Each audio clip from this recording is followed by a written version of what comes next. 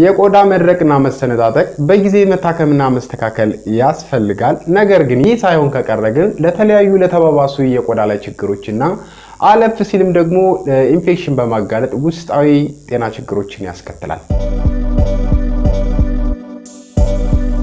ሰላም ጤና ይስጥልኝ ውድና የተከበራችሁ የጤናን ሚዲያ ዩቲዩብ ቻናል ተከታታዮች በያላችሁበት ሰላምና ጤና ለእናንተ እመኛለሁ። እኔ መስገን በጣም ደህና ነኝ። ዛሬም ያው እንደለመድነው አንድ የጤና ርዕሰ ጉዳይ ይዤላችሁ ወደ እናንተ መጥቻለሁ። በዛሬ የጤና ርዕሰ ጉዳይ ላይ ይዤላችሁ የመጣሁት ነገር ምንድነው ለቆዳ መድረቅና መሰነጣጠቅ በጣም ወሳኝ የሆኑ መሰረታዊ ምክንያቶችንና ተፈጥሯዊ የሆኑ መፍትሄዎቹ ምንድናቸው የሚለውን እናያለን። ከዚህ ባለፈ ደግሞ መጨረሻ ላይ ደግሞ ቤት ውስጥ የምናዘጋጀውን አንድ ውህድ እነግራችኋለሁ እንደ ፌስ ማስክ የምትጠቀሙበት እሱን በመጠቀም እንዴት ይህን የቆዳ መሰነጣጠቅና መድረቅን እንዴት ማስወገድ እንችላለን ተፈጥሯዊ በሆነ መልኩ የሚለውን ለእናንተ ለማድረስ ነው ዛሬ ወደ እናንተ የመጣሁት። መልካም ቆይታ። ለዚህ ቻናል ደግሞ ስመጡ አዲስ የሆናችሁ ደግሞ ቻናሉን ሰብስክራይብ አድርጉት፣ እንደዚህ ላይክ አድርጋችሁ ቪዲዮን ጀምሩት፣ ለሌሎች እንዲደርስ ሼር አድርጉት። እንደዚህ መሰል የሆኑ የጤና ትምህርቶች በየጊዜው የምሰራቸው ለእናንተ ይደርሳሉ። የቆዳ መድረቅና መሰነጣጠቅ ስንል ቀጫጭን የሆኑ የቆዳ ላይ መስመሮችን ይሰራል። እነዚህ መስመሮቹ ደግሞ ከጊዜ ሂደት መፈግፈግ ይጀምራሉ፣ ሸካራ መሆን ያሳያል። እንዲሁም ደግሞ አንዳንድ የመላጥ አይነት የቆዳ ላይ ከላይ የመላጥ አይነት ሁኔታዎች እንደዚህ አይነት ነገሮች የቆዳ መድረቅና መሰነጣጠቅን ያሳያሉ። እንዲሁም ከዚህ አለፍ ሲል ደግሞ የቆዳው ከለር ይቀየራል፣ ወደ ነጭ፣ ወደ ጥቁር ወይም ደግሞ ወደ መገርጣት አይነት ከለር የሚቀየርበት ሁኔታ ይኖራል። ከዚህም አለፍ ሲል ደግሞ በጣም ከባሰ ደግሞ የዚህ የቆዳ መሰነጣጠቁ ሲብስ ደግሞ የተሰነጣጠቀው ፓርት ደም ሁሉ ሊፈስበት ይችላል ማለት ነው።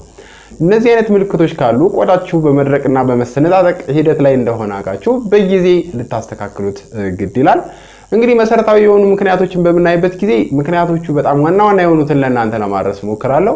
እንግዲህ በዋናነት በጣም ቀዝቃዛ ወይም ደግሞ ደረቅ አየር በተለይ ደግሞ ነፋሻማ የሆነ አካባቢ የምትኖሩ ከሆነ ይህ የቆዳ መድረቅና መሰነጣጠቁ በብዛት ይከሰታል።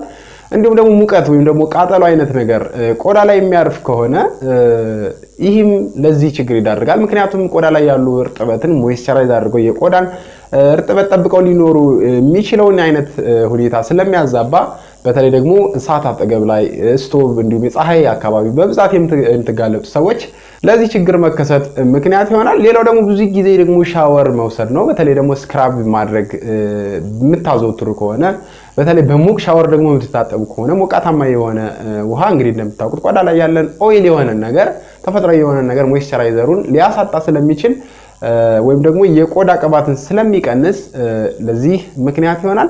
ሌላኛው ደግሞ የቆዳ ላይ ችግሮች ናቸው። በተለይ ደርማታይተስ፣ ሶሪያሲስ የምንላቸውና ሌሎች ውስጣዊ ችግሮች እንደ ኩላሊት በሽታ አይነት ደግሞ ለቆዳ ለዚህ መድረቅና መሰነጣጠቅ ምክንያት ይሆናሉ።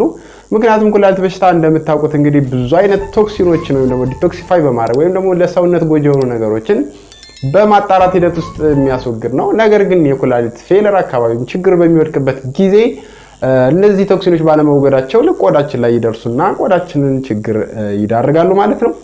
ሌላው ደግሞ የሥራ ባህሪያችሁ አንዳንዴ ከውሃ ውስጥ ብዙ ሰዓትን የሚያሳልፍ አይነት የሥራ ባህሪ ካላችሁ በተለይ የፀጉር ስራ የምትሰሩ ሰዎች ሊሆን ይችላል።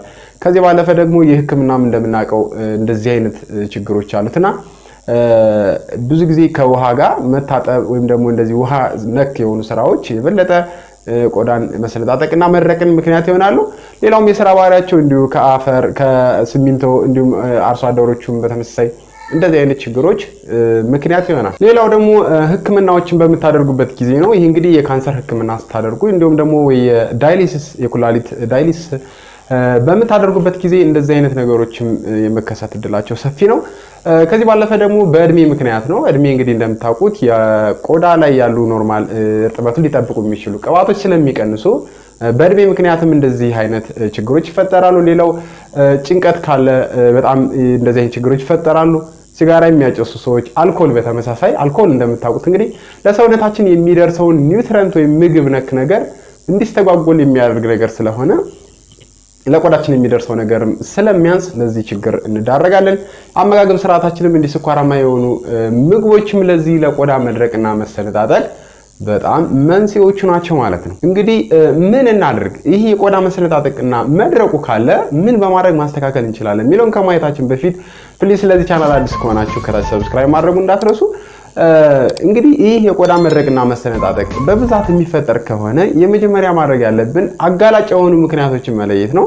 ይህን የቆዳ መድረቅና መሰነጣጠቁን ያመጣው ነገር ምንድነው የሚለውን መለየት አስፈላጊ ነው። ስለዚህ የስራ ባህሪያችን ከሆነ የስራ ባህሪያችንን የማስተካከል ስራ ልንሰራ እንችላለን፣ ወይም ደግሞ እንደዚህ የተለያዩ ፕሮቴክቲቭ የሆኑ ነገሮችን ተጠቅመን ስራዎቻችንን ልንሰራ እንችላለን ማለት ነው። ለምሳሌ በውሃ ብዙ ጊዜ የሚያጋልጥ የስራ ባህሪ ከሆነ የውሃን የመጋለጥ እድላችንን መቀነስ፣ በተለይ ሻወር በምትወስዱበት ጊዜ ከ10 ደቂቃ በላይ ላለመቆየት መሞከር፣ በቀን ከአንድ ጊዜ በላይ አለመውሰድ፣ እንዲሁም የተለያዩ ፕሮቴክቲቭ የሆኑ ነገሮችን መጠቀም በጣም ወሳኝ ነገር ነው። ሌላው ደግሞ ሰንስክሪን መጠቀም ነው። ሰንስክሪን እንግዲህ እንደምታውቁት ፀሐይ መጋለጥን ይቀንስልናል። ስለዚህ ወደ ውጭ በምትወጡበት ጊዜ ሰንስክሪን መጠቀምን በጣም ጥሩ ነው። ሰን ፕሮቴክቲቭ ፋክተራቸው ከ30 በላይ የሆኑት በጣም ተመራጮች ናቸው። ሌላው ደግሞ ቀዝቃዛ ሞቃትና ነፋሳማ ቦታ ላይ የምትኖሩ ወይም ደግሞ በተለያየ ምክንያት ወደዚህ ቦታ የምትሄዱ ከሆናችሁ ደግሞ መሸፋፈን በጣም ተመራጭ ነው። ከዚህ ባለፈ ጓንት መጠቀም እንዲህ አይነት ነገሮችን እንደ ልምድ መያዝ በጣም ጥሩ ነገር ነው።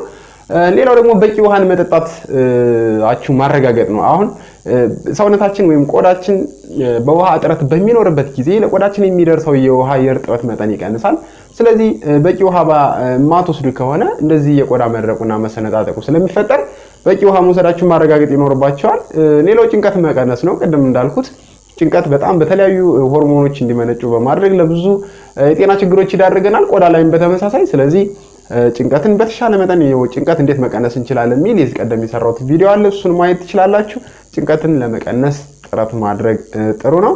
ሌላው ሞይስቸራይዘር መጠቀም ነው። እንግዲህ ሞይስቸራይዘር በተለይ ስቴሮይድ ቤዝድ የሆኑ ቁስለት ወይም ደግሞ መሰነጣጠቁ መላላጥ ነገር ካለ እንደዚህ አንቲኢንፍላማተሪ ኢፌክት ስላላቸው ስቴሮይድ የሆኑ በጣም ያልበዙትን መጠቀሙ በጣም ጥሩ ነገር ነው። አሲድ ቤዝ የሆኑ የአሲድ መጠናቸው በጣም ዝቅተኛ የሆነ ሞይስቸራይዘሮችንም ብንጠቀም ደግሞ ለቆዳችን መሰነጣጠቁና መድረቁን መቀነስ ትችላላችሁ። ሌላው ደግሞ በኦሜጋ 3 ፋቲ አሲድ የበለጸጉ ምግቦችን መመገብ ነው። እንግዲህ ኦሜጋ 3 ፋቲ አሲድ የምንለው ለቆዳ ጤንነት በጣም ወሳኝ የሆነ የምግብ አይነት ነው ማለት ነው። ስለዚህ በዚህ ይዘታቸው ከፍተኛ የሆኑ እነ አልመንድ ኦይል፣ ተልባ፣ አሳ፣ አቮካዶ እነዚህ ነገሮች በብዛት ይህንን ኦሜጋ 3 ፋቲ አሲድን ይይዛሉ። ኦሜጋ 6 ፋቲ አሲድን እንደምናውቀው ከተለያዩ ምግቦች የማግኘት እድላችን ሰፊ ስለሆነ በተለያዩ ምግቦች ላናሟላው የምንችለው ነገር ይሄ ኦሜጋ 3 ፋቲ አሲድ ነውና እሱን አሁን ባልኳችሁ ምግቦችን በመመገብ ማሟላት ይቻላል ማለት ነው። ምክንያቱም በተለይ ይህ ኦሜጋ 3 ፋቲ አሲድ ቆዳችን በፀሐይ ብርሃን እንዳይጎዳ በማድረግ በጣም ትልቅ ሚና ስላለው ይህንን በጣም ይዘታቸው ከፍተኛ የሆኑ ምግቦችን መመገብ በጣም ወሳኙ ነገር ነው። ሌላው እንግዲህ ይህንን አድርገን ምክንያቶችንም ማስተካከለን እንደዚህ ሞይስቸራይዘሮችና ሌሎችንም ተጠቅመን ደግሞ የቆዳችን ለውጥ ማስተካከል ካልቻለ እንደ ፌስ ማስክ ደግሞ ብንጠቀመው ብዬ ያሰብኩትን አንድ ውህድ ነግራችኋለሁ። ይህ ውህድ እንግዲህ 4 ነገሮችን እናሟላለን ማለት ነው። ይህንን ለማዘጋጀት የመጀመሪያው እንግዲህ 6 የሻይ ማንኪያ ውሃ ነው። ይሄ ያው ሁሌም የምንጠቀመው ስለሆነ ይህንን 6 የሻይ ማንኪያ ባንድ ማዘጋጀት። ሁለተኛ ደግሞ 2 የሻይ ማንኪያ ቺያ ሲድ ነው ወይም የቺያ ዘር። ይህንን በመፍጨት ማዘጋጀት ትችላላችሁ፣ ወይም ደግሞ በፓውደር መልኩም ማግኘት ትችላላችሁ። ይሄን ነገር በፓውደር መልኩ የተዘጋጀ ስላለው ይህንን 2 ማንኪያ ታደርጋላችሁ። ሶስተኛ ደግሞ 1 የሻይ ማንኪያ ሲዊድ የምንለው ወይንም ደግሞ የውሃ ውስጥ እጽዋትና አልጌ ከምንለው የሚዘጋጅ ነገር ነው። ይሄ በቫይታሚን ቢ በቫይታሚን ኢ ይዘቱ ከፍተኛ ስለሆነ ይህንን በፓውደር መልኩ ወይም በታብሌት መልኩ ታገኙታላችሁ። ይህንን በመግዛት 1 የሻይ ማንኪያ አብራችሁ ትቀላቀላላችሁ። አራተኛ ደግሞ 1 የሻይ ማንኪያ ኦሊቭ ኦይል ነው። ይህንን በመቀላቀል በአንድ ላይ ለ15 ደቂቃ ተቀብቶ መቆየት። ከዛ በኋላ ከ15 ደቂቃ በኋላ በመታጠብ በጣም ጥሩ የሆነ የቆዳ መሰነጣጠቅና መድረቅን መቅረፍ ትችላላችሁ። ምክንያቱም ከነዚህ የምናገኘው በዋናነት ትልቁን ኦሜጋ 3 ፋቲ አሲድ የምንለው ነው። ይህ ፋቲ አሲድ ደግሞ በቀላሉ በቆዳችን አብዞርብ በመሆን ወደ ቆዳችን ውስጥ እንዲገባ ስለሚያደርግ ይህንን በምንጠቀምበት ጊዜ ይህንን ብታደርጉ በቀላሉ ይህንን ችግር መቅረፍ ትችላላችሁ።